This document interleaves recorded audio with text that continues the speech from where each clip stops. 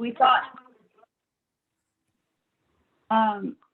it'd be a great idea to maybe get everybody together in November for a kind of a membership recruitment, and have a breakfast meeting instead of a virtual meeting. And we are making plans to meet at the Headliners at 8 a.m. On November 5th. And we're encouraging everyone to bring at least one prospect new member or more if you so desire. We'd really like to have a great turnout. We're hopeful to have at least 35 people there, which would be double our membership. So you'll be getting more information on this. We're hopeful that, we need to really grow our membership so that it's not left to just a few of us that, we need to carry on the torch, so to speak. And we'd love to just grow our membership. I think if everyone could just get one person to join, that would double, obviously. And we can continue to be a healthy chapter. So you'll be getting more information. Susan, Randy, you want to tell everyone about Susan and her joining our team, our chapter? Yeah, so Susan Evans, she's our admin, and it was through LAI, they gave us a grant to allow us as a small chapter to have an admin. So Susan is also going to help us grow, because we're going to try to get some very short speaking engagements, perhaps a crew, and a few others to introduce ourselves. So we're very happy to have Susan on board. She's running the meeting, which means it'll go a lot easier than if I tried to. So with our November meeting, we're hoping to have one of Jim's lawyers who specializes in real estate law and what the legislature does to us. She's had a very busy time, obviously, but that's how we're looking to continue to grow our chapter. We had a meeting months back. It was in person.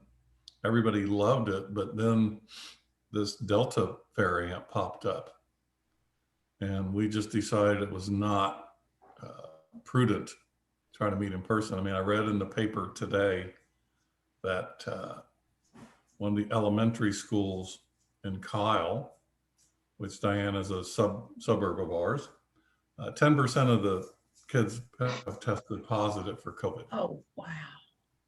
Yeah, of the whole elementary school. So we want to be smart about this. So that's why we're going to go ahead and we're having a virtual, but we're hoping in early November we can do the in-person again. So the speaker we have today is someone I've known for a while. He was, Alex, were you director of real estate with the city of Austin? Was that your title? Yes. It was, yes. And so now, and I'm gonna let him introduce himself in a moment. He's the real estate director for our Austin Transit Partnership. So as you know, we voted $7.1 billion for transportation here because we desperately need some changes. And the good news is Alex is excellent at what he does, and he knows everybody. And the better news for Alex, because we've joked about this, is now he's not working for the city of Austin. He doesn't have to answer Sunday night 2 a.m. phone calls from 10 different council members or the mayor wanting attention right now. So Alex, I'm going to let you introduce yourself. The one thing we're going to ask is that everybody put their questions in the chat room. And then at the end of his presentation, we will ask those questions. So Alex, I'll turn this over to you. Thank you, Randy. So yeah, Randy, I appreciate you inviting me to come here. And just real quickly about myself, like you said, I was the real estate officer director for the city of Austin. Was with the city for about a little over 5 years. And of course, that's overseeing all the capital improvement projects public-private partnerships, easement fee simple acquisitions. Previous to coming to the city, I was actually with a consultant real estate right-of-way firm doing consultant work for the city and TxDOT. So been doing right-of-way and real estate in the area for about the past 15 years.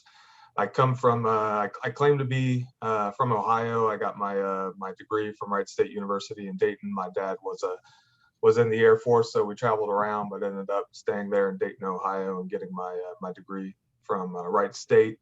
But of course, a lot of the professional organizations that I'm tied to is the International Right-of-Way Association, and that's how I know Randy, of course, but have multiple certifications and designations from Wright State University. Let me see if I can pull up the presentation I have here today.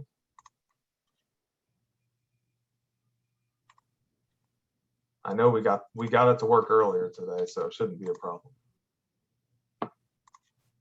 Earlier this morning, I guess I should say.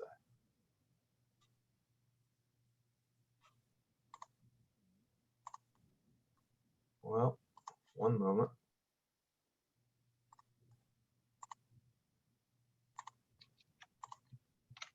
There we go. Can everybody see that? Yes. Okay. Great. So here to talk about Project Connect as part of Austin Transit Partnership. And within the presentation, I'll get into a little bit about Austin Transit Partnership itself, but want to talk a little bit about the transit plan that includes the new rail system, a downtown transit tunnel, an all electric fleet, whether that's buses or rail, and just a big step to creating a more equitable and living city for better ways for people to get to education, work, healthcare, and other opportunities. So a little bit, the first things I just want to go through is you know, what's the why? Why did this proposition come forward, and a little background of some of the light rail transportation in Austin. So here, oops, sorry about that. Here you can see just the population growth. I'm sure this group is aware of the changing landscape of Austin and the estimates that are coming out about how the population growth is growing here. You know, I've seen similar presentations and similar slides like this in other people's presentations, but it all seems like there's a consensus that the population will double around 2040 from the MSA area of 2 million people to 4 million in the next 20 years. I think I saw TxDOT do a presentation, and they were, you know, I think we've rounded this number, but it all seems a consensus that it's going to be a doubling within the next 2 decades, which is a bit you know, scary, exciting at the same time, but a little scary too, to think that we're going to double our population here in Austin in the bigger area. So just to give a little bit of insight, you know, of how public transportation can help in Austin, you know, seeing the number of people that fit on a bus compared to, you know, what that takes up in a street.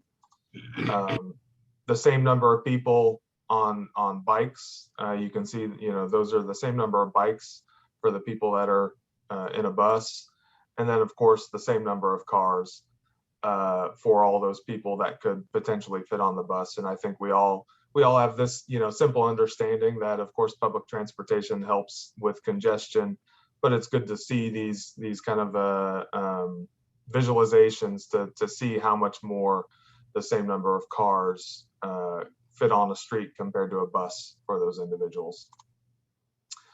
So a little bit about rail in Austin. You can see, you know, there was the first rail connection in 1871 from the Houston and Texas Central.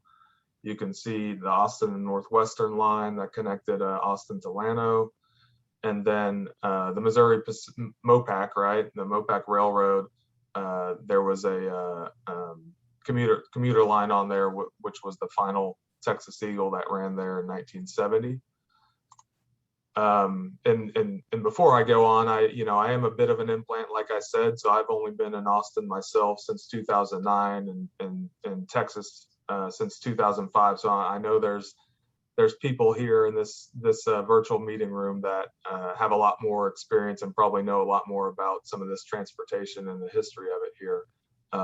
So forgive me if I'm getting any of this information wrong about the history of some of these streetcars and rail cars. But you can see in 1889 seeing the streetcars running up Congress Avenue there. The final streetcar in 1940 that ran, and then the new start of the Red Line that started in 2010 with Cap Metro, which connected, of course, downtown Austin up to Leander, running through East Austin. So a little bit more, like I said, about Austin Transit Partnership and implementing this Project Connect vision.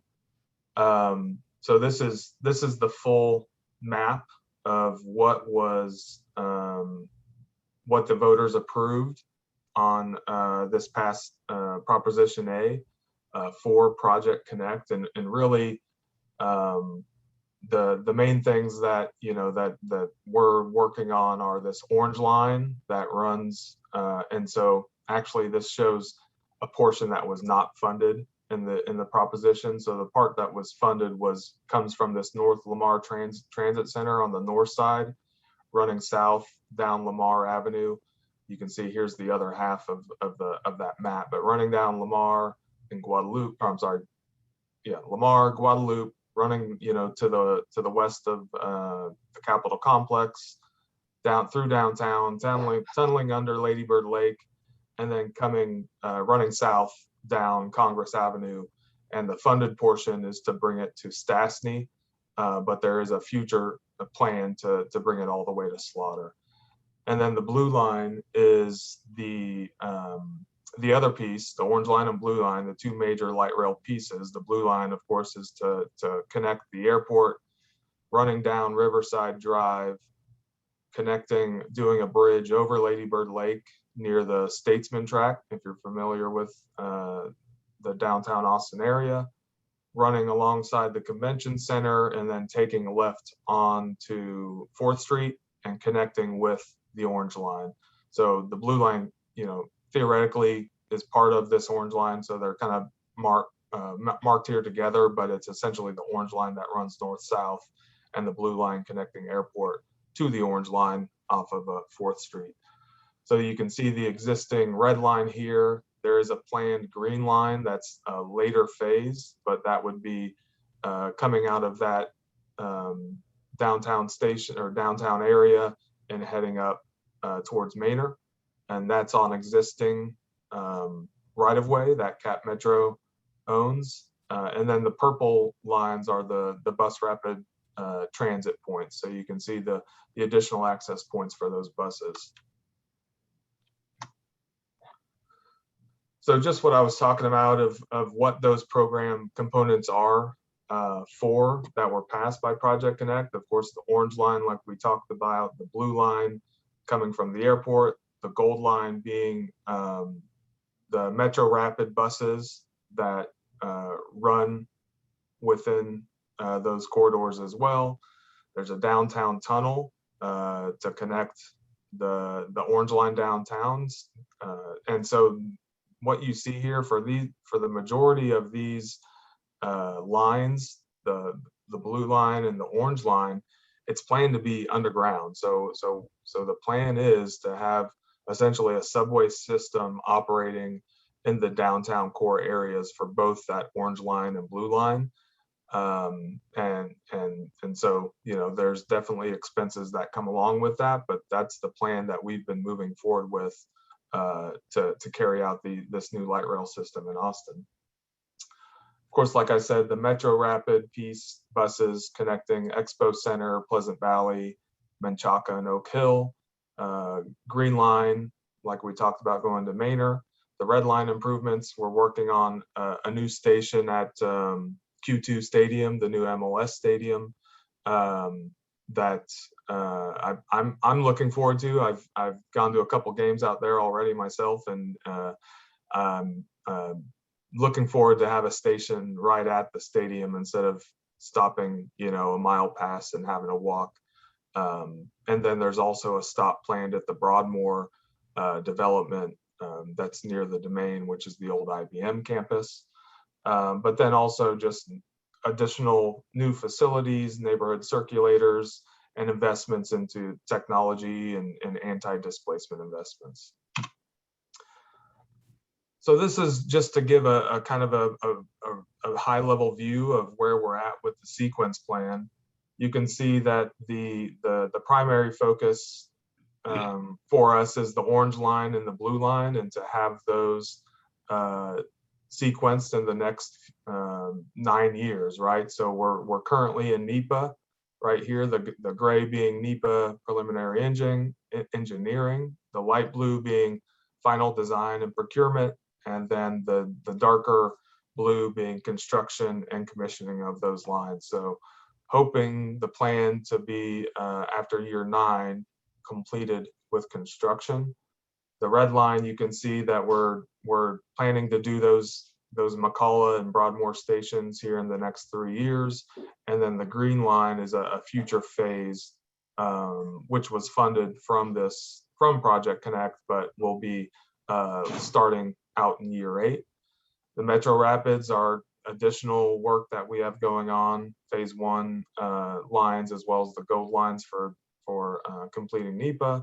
And then of course, additional bus rapid transit, Metro Express, park and rides that we're working on.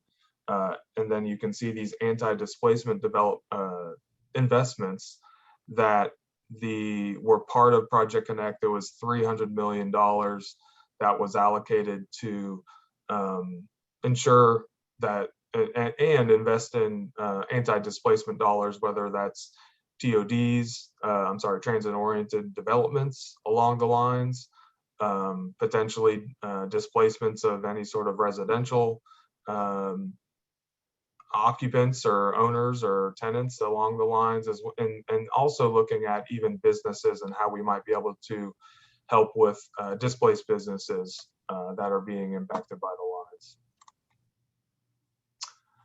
So if you hadn't been following, you can see, some of the headlines, right, of just what Randy talked about, the 7.1 billion with a B that was passed back in November of 2020. It seems like longer ago for some reason. I've actually only been with Austin Transit Partnership myself since May. So, even though I've now been with ATP, is what we've been calling ourselves, for 4 months, I guess I'm considered a veteran of the entity because it's only been an entity since, essentially the first of the year of 2021. So it's really only been an entity itself for 9 months. I've been with ATP for 4 months, and so we're still at this infancy stage of creating our policies, our processes, and getting staff on board, getting consultants on board. That being said, this has been being worked by Cap Metro and others to get it on the ballot. So there's been work that has been going on for 2 years to do all the preliminary cost estimates and everything like that to get it onto the ballot in 2020. So just to give a little bit of overview of where we're at with project implementation, you can see June 2020, the orange line and partnership agreements were adopted. Referendum passed, like we talked about, in November of 2020. Scoping, hearing people's feedback, and so you can see like I said, we're still what we call a little bit in this early. It's strange because we're a government entity, but we're a startup. We're this new government entity, and so we get to develop all these things. But you can see here we are in the middle of our NEPA process. We're at 15% design.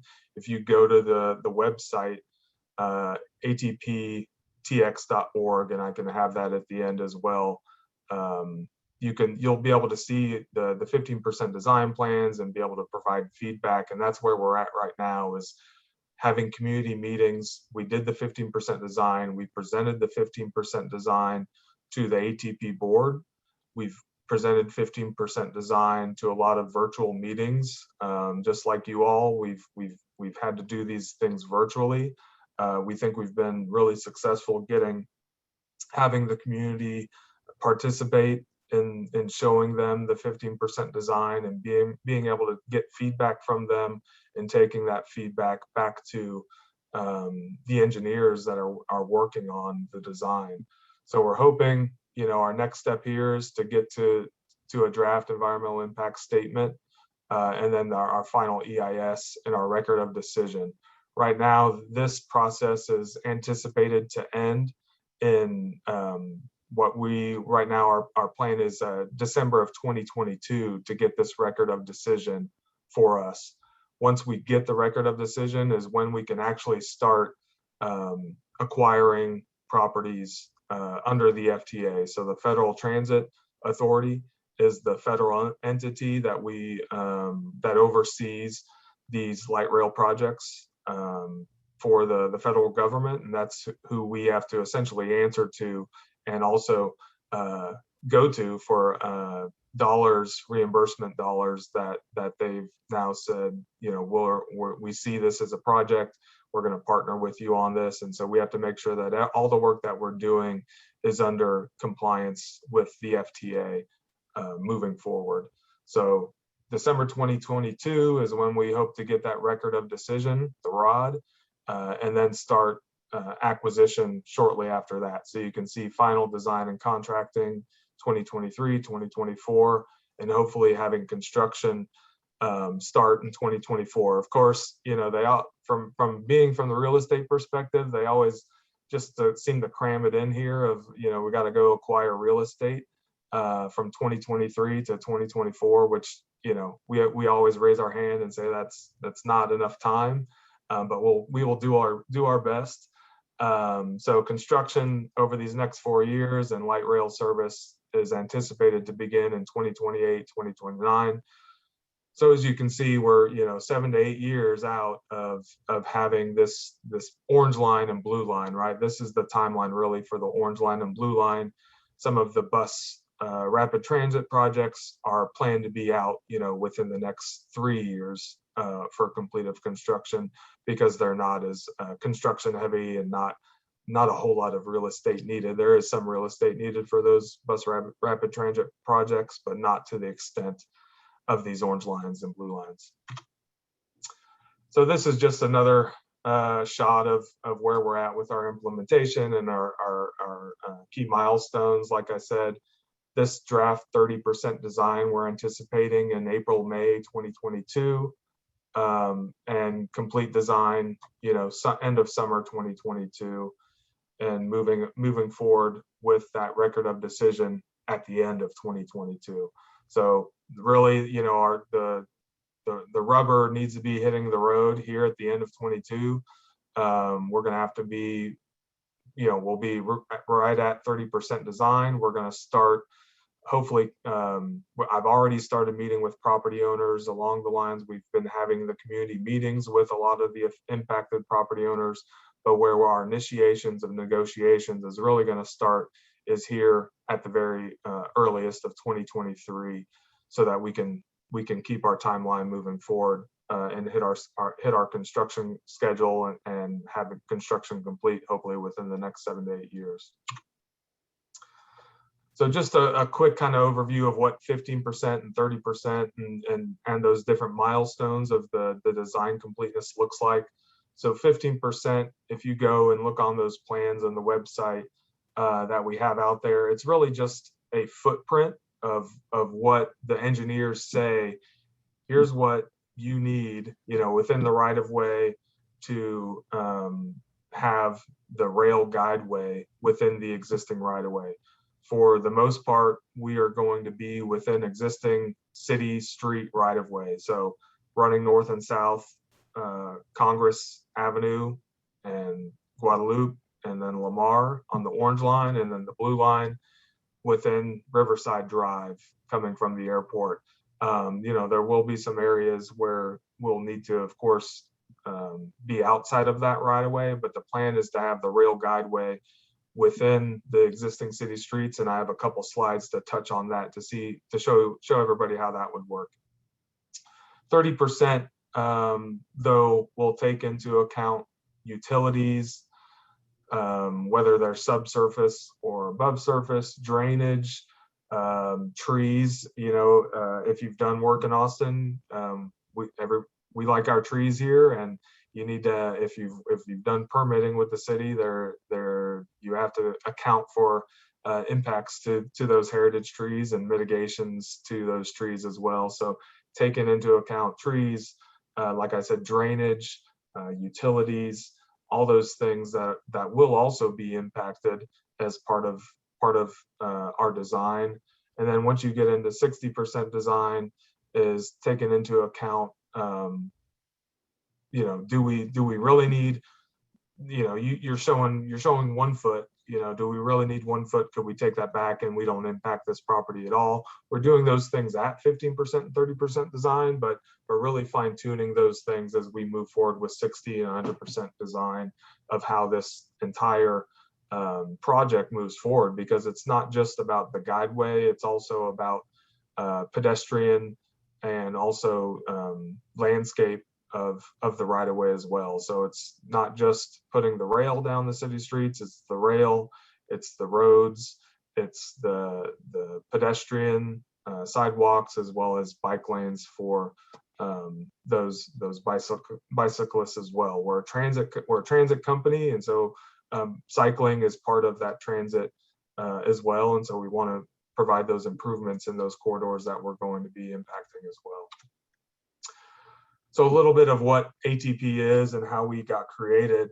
So what ATP, Austin Transit Partnership, was created in a partnership between Capital Metro, which is the regional and local transit authority here in Austin and the regional area as well, and then with the city of Austin. So they came together within the proposition. It said it would create an independent entity to oversee this project. And so that's what Austin Transit Partnership is. It's a partnership between Cap Metro and City of Austin to implement Project Connect, being the overall project. So Austin Transit Partnership is the entity that will oversee the implementation of Project Connect, but Capital Metro will be, once everything is done, that project, the infrastructure is handed over to Capital Metro to be the ongoing operations and maintenance of what was completed with Project Connect. So you can see this is just a breakdown of how that partnership works between ATP, Capital Metro, and the City of Austin. Austin Transit Partnership doing the orange line, blue line, the tunnel, the green line, and the facilities. But then you can see Capital Metro is taking ownership of a lot of the bus rapid transit, Metro Rapid, Metro Express, Red Line Phase 1, which is Red Line is already in existence. And then also what the city brings to the table of assisting with utility relocations, with permitting. We're going to be using the city's right of way for this project, and we of course need to partner with them, because at the end of the day, the right of way for the rail line that we will be using will need to be conveyed over to ATP and eventually to Capital Metro, because it'll need to be Capital Metro who is maintaining that rail right of way in the existing city streets. So just to see what some of the other peer cities have done recently here, you can see Los Angeles did 120 billion over 40 years. Seattle, their Sound Transit 3. So these are all a little bit different because these are all entities that have kind of existed, where ATP is a new entity, but you can see Sound Transit 54 billion. Denver, maybe a little bit closer to what we're doing, 8 billion. similar Minneapolis, 3.1 billion, and Indianapolis had a bus rapid transit project for 100 million. So you can see kind of the scope of the differences of just bus in Indianapolis to some system expansions in Minneapolis and Denver. So in the grand scheme of things, 7.1 billion is the biggest, right, that we've ever seen for this public transportation in Austin. But it's still, you know, kind of pales in comparison of some of these other cities that I think we all agree we're on par with, you know, like the Seattles, to see, you know, what some of their bond projects are that they've passed. So we are going to take into consider placemaking. It's not just a station in the middle of the road or on the side of the road. We need to take into design and transit placemaking and in making these stations iconic, and also working with developers and developments along those lines as well, so that they are welcoming, right, to bring people in. If you've been to any of those cities and taken their rail stations, you can see what Denver's Union Station looks like, which is a great example of placemaking right next to that building there downtown. And then even what Houston Metro does, incorporating art and things like that as well. Placemaking and different ideas of how these stations look. You know, whether it's you know, an at-grade station you can see in New Zealand, and it's almost in the middle of a market, with the rail cars running through that market. You can see in Denver, you know, they've cordoned off a whole street, you know, just for buses running up and down there, and activated those. And so those are the things that we want to do, is make sure that we're activating these spaces. You know, this one in Dallas, it does seem a bit sad in this picture, just because it doesn't show the activity there, but it's a good example of at least, you know, the rail running through the downtown corridor at grade. Our plan is to have this below grade and be able to activate those below grade stations with multi-use activations within those below grade stations and the levels below. So just some other, you know, examples of facilities that we are, you know, our group is taking into consideration of how we make sure they're not just cement tubes that people are going into, but feel like spaces that have that iconic feeling, as well as welcoming those people in. Taking, you know, other examples of the technology piece, right, and LEED certification. You know, you can see in France they have, you know, grass growing on the railway, the hydrogen fuel cells, the Volvo autonomous buses. Right now, I'm sure nobody caught our board meeting we had on Wednesday, but you know, the presentation to the ATP board was basically talking about vehicles. And the director of the vehicle group basically talked about our vehicles essentially have not been created yet. You know, we are planning to have these state-of-the-art vehicles that are going to we need to start securing those, you know, and that's what he's doing. But essentially we're incorporating all the things that we know we want to have, this innovative technological non-gas fleet. So there's been concepts on the website showing what those look like, but there is no, we can't point to a rail car right now and say that's what our rail car is going to look like. This is going to be a new rail car that's separate and new to Austin and new to the world. So this is just a conceptual, what you may have seen out there before. But like I talked about, this railway, the guideway is going to be going down the middle of the city streets. So the plan is, there's the existing city street. We're gonna have this conveyed to ATP to have the rail come down the middle. There'll be stations in the middle of the street as well, near these intersections. So individuals will be able to walk at the stoplight, come to their station, get on the rail. On the other side, they'll come to this side station and head north.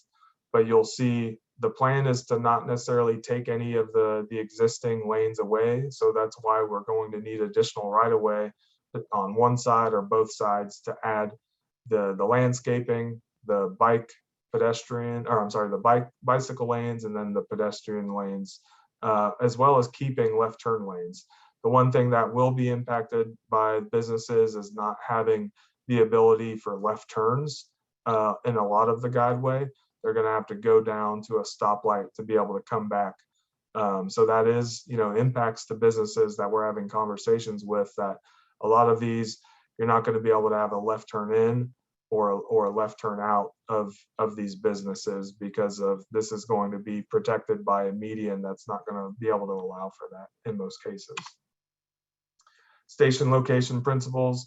So just seeing where those stations line up, you want them to be within you want a station that has a 10-minute walk area to those high transit level places. So you want within 10 minutes, people are going to be able to want to walk to those stations. And then the spacing between those stations is a half mile to a mile.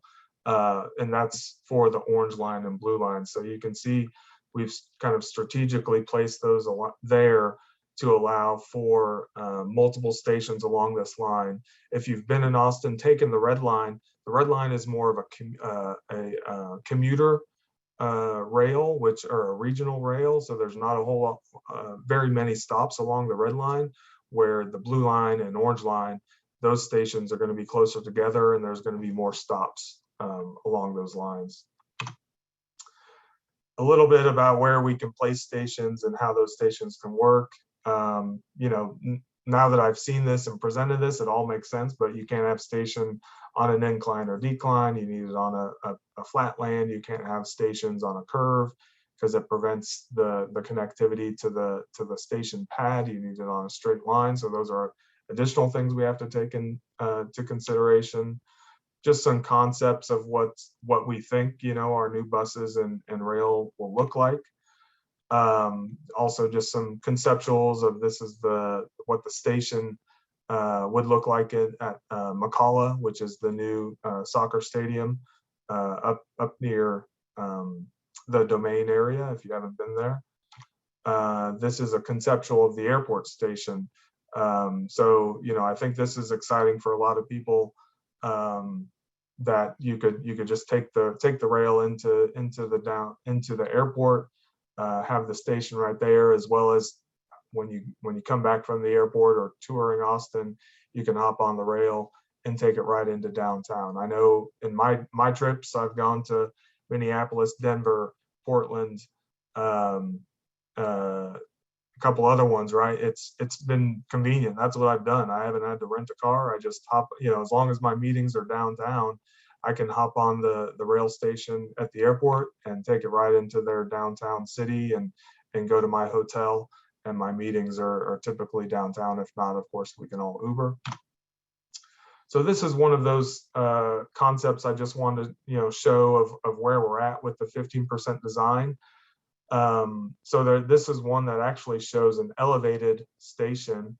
If just to kind of grab your bearings here, we have Congress running north and south, heading north towards downtown.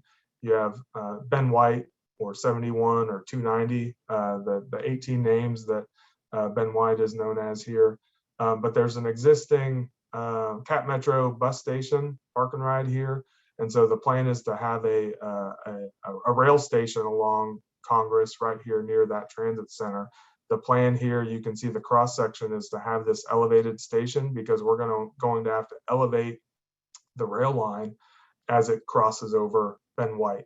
So because of needing to elevate the line going over Ben White, and our limitations of being able to get back down to a ground level, the designers show this as an elevated line to be able to connect with the existing station, but also be able to allow for those turning lanes, the lanes needed there, as well as the bike, trees, and pedestrian areas.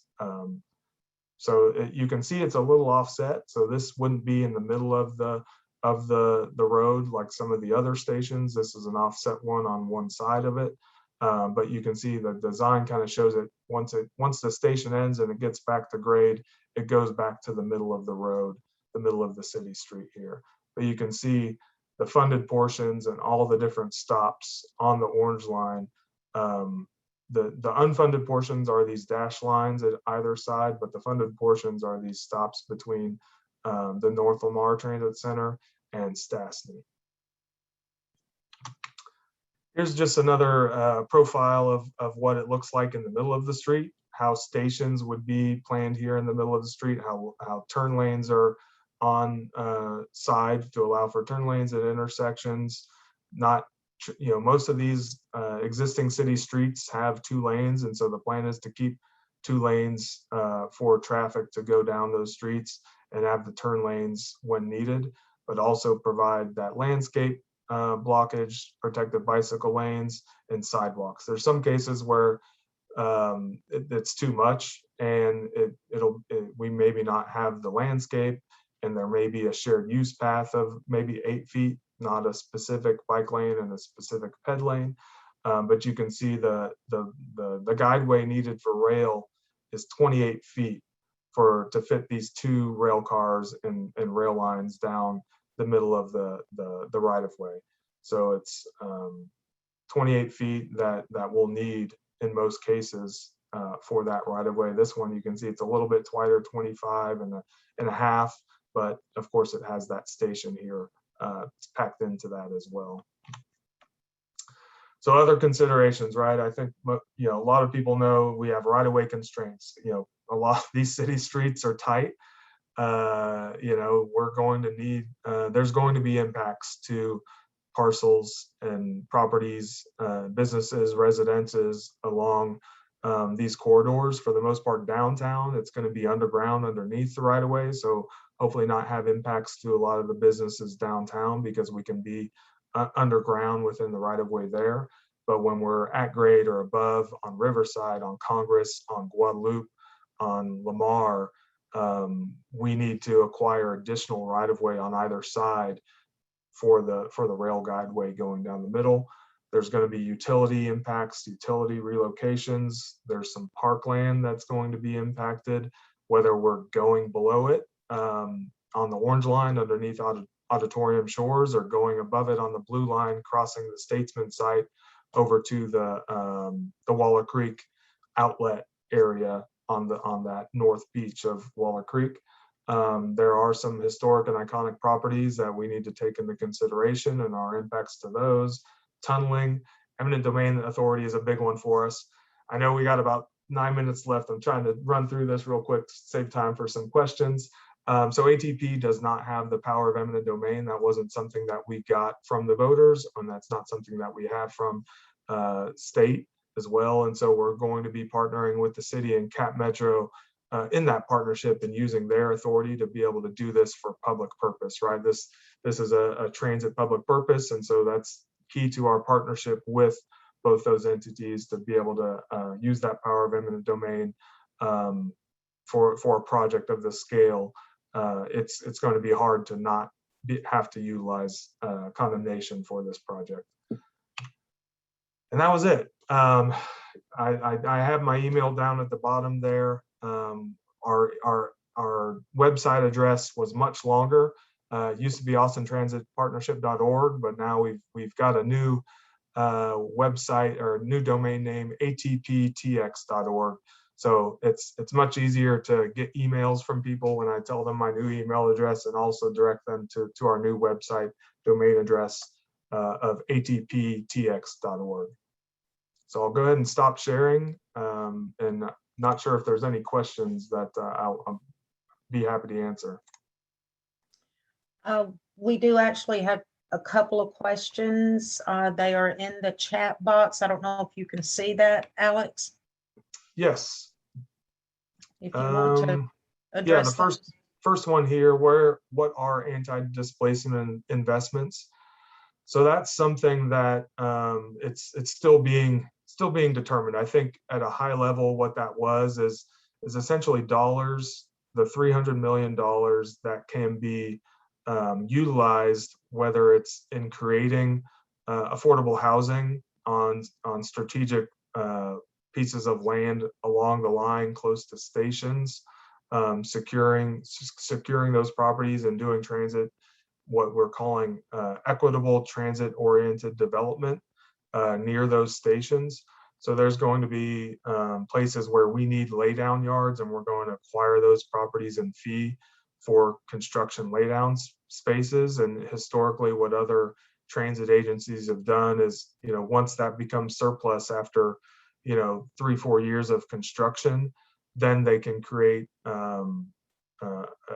transit-oriented development on those laydown yards along the corridors to provide affordable housing for places, as well as thinking creatively of how we can potentially help businesses that we're displacing. Of course, under the Uniform Act, we're required to provide relocation assistance to both tenant occupants, residential tenant and owner occupants, but also for businesses, there are relocation services that we're required to provide. But there may be opportunities that we're exploring as an entity of doing things potentially above and beyond that, of what we're required to do under the Uniform Act, under FTA. So there's dollars out there that we can see how we might be able to help support businesses through this, through the project. And I think some other impacts are construction. We're going to have a lot of construction going on for a lot of time, and so there's going to be business impacts to those businesses on Congress, on Guadalupe, during that construction period. And so being creative of how we might be able to utilize those anti-displacement dollars for that. Next question, the program sequence plan. I'm just kind of skipping back. It says the program sequence plan shows 300 million. Where's the other million from 10 billion approved?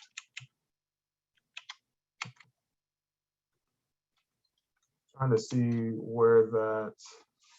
So, okay, I think that 300 million you saw at the bottom, that was specifically for those anti-displacement dollars. Apologies, I think I've gotten that question before. Like at the bottom, it looks like it's a total 100 million, 100 million, 100 million. That's only just for the anti-displacement investments.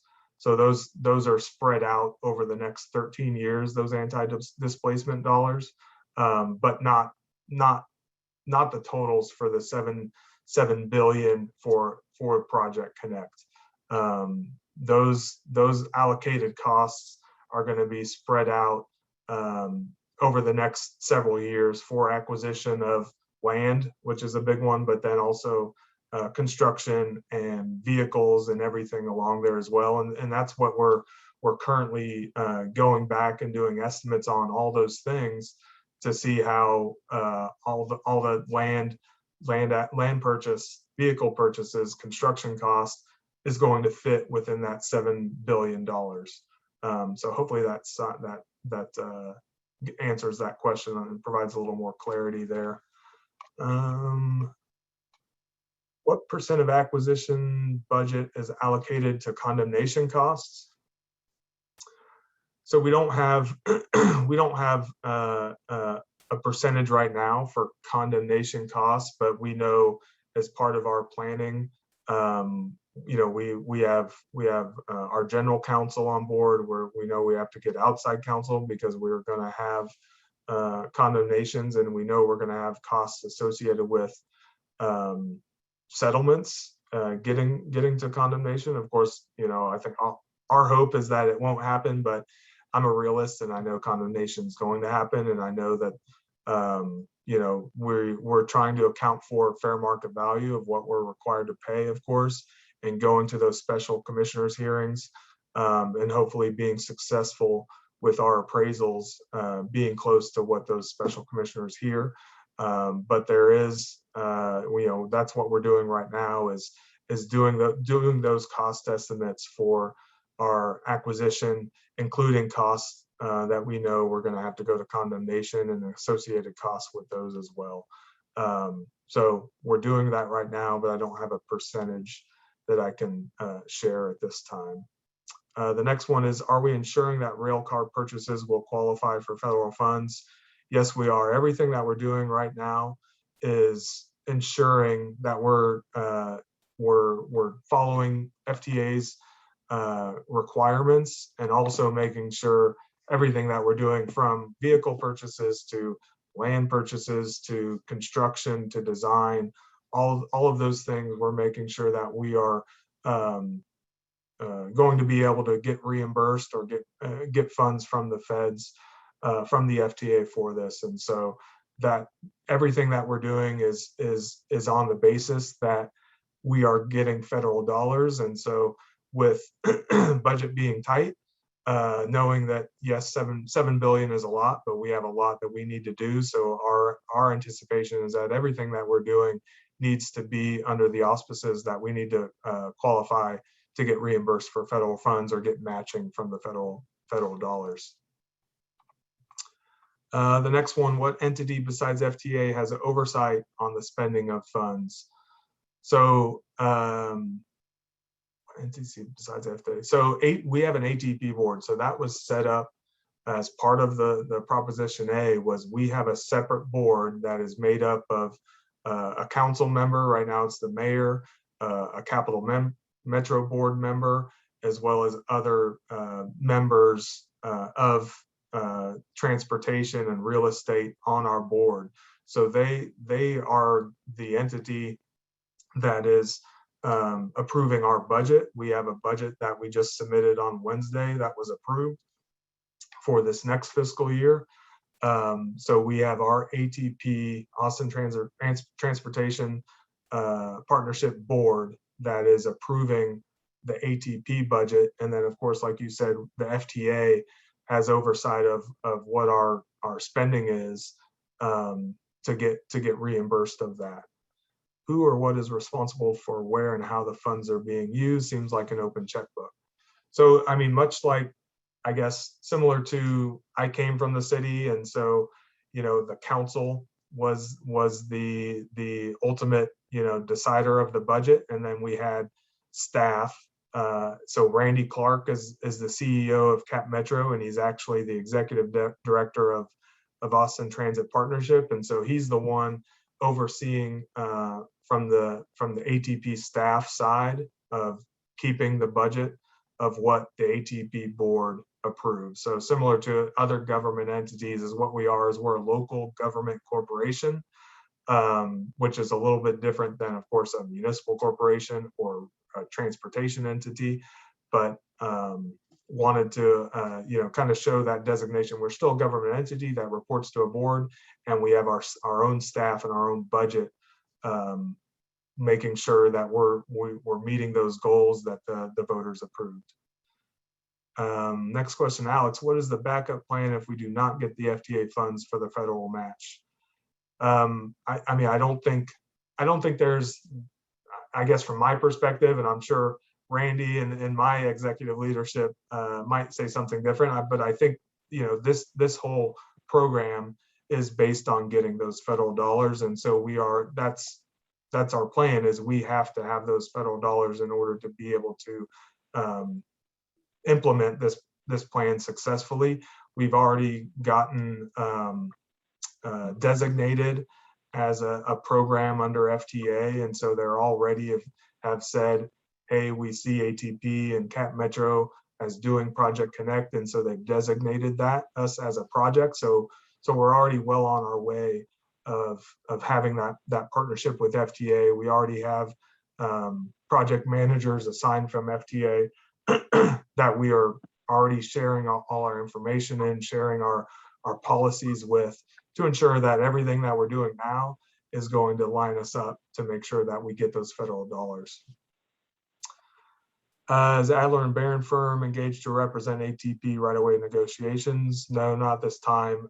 So we are going out for an RFP for right-of-way acquisition and real estate firms. Our plan is to hopefully have that out by the end of this month or early next month, but this would be what we're seeing as a full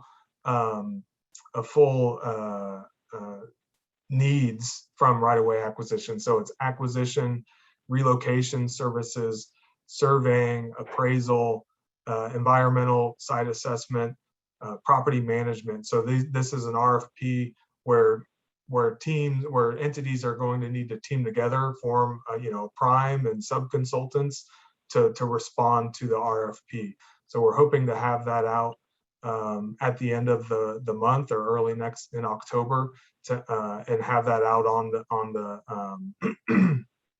out in the market for at least 60 days because this is such a large project and no one firm can do it themselves, all those things that are part of that scope. So firms are going to need to team up to provide all those different services that we're looking for the right-of-way services. Is the boring company a potential third party for tunneling? Boring company, I'm sure everybody knows that's Tesla, it's Elon's company. So our program manager has talked to the folks from Elon's company and given requirements of what our tunnels are going to need. And so they have that information, but that we still haven't picked a boring or a tunneling company at this point to do the tunnels. But that's a question I get asked at each of these presentations. Is Tesla going to do the tunneling? And so they know what our requirements are. So there's that opportunity that, maybe, right? Tesla's here in Austin, so that would be a great partnership. I think I got through them all. Yeah. Susan, any other ones? I think that's all of the questions. Alex, thank you so much. I'm going to turn it back over to Lori now to close out the meeting. Alex, you've been terrific. Thank you so much for the information. Thank you, everybody. Thank you again for having me. Thank you. Alex, thank you so much. This was so informative, and it's a topic that we should probably continue to follow. Maybe have you once a year or so come back and give us an update on the progress that you're making. I just want to remind everybody that we plan to have a breakfast meeting on November 5th. So put that on your calendar, please, 8 to 9 at the Headliners. And we're going to ask everyone to bring at least one new prospective member. We want to grow our membership, at least double it if possible in the next 12 to 18 months here. And so if you would please be on the lookout for emails regarding that. I hope everybody has a great fall. And if anybody have a question or concerns or about meeting in person, let me or Randy know. We'll kind of play it by ear. If we think as the date approaches that, it's still pretty iffy about this variant out there, then we may just email everybody and kind of take a survey as to whether you want to meet in person or not. But right now we're planning to do that. So let us know if you have any concerns or issues with that. And then we hope to have Jim's law partner, to come and speak about the legislative session. Given all the extensions and new laws, I think it'd be really interesting to have her back. And with that, we'll just wrap it up. Great to see everybody. Thanks for participating, and we'll see you in a couple months. Thank you, everyone. Thanks.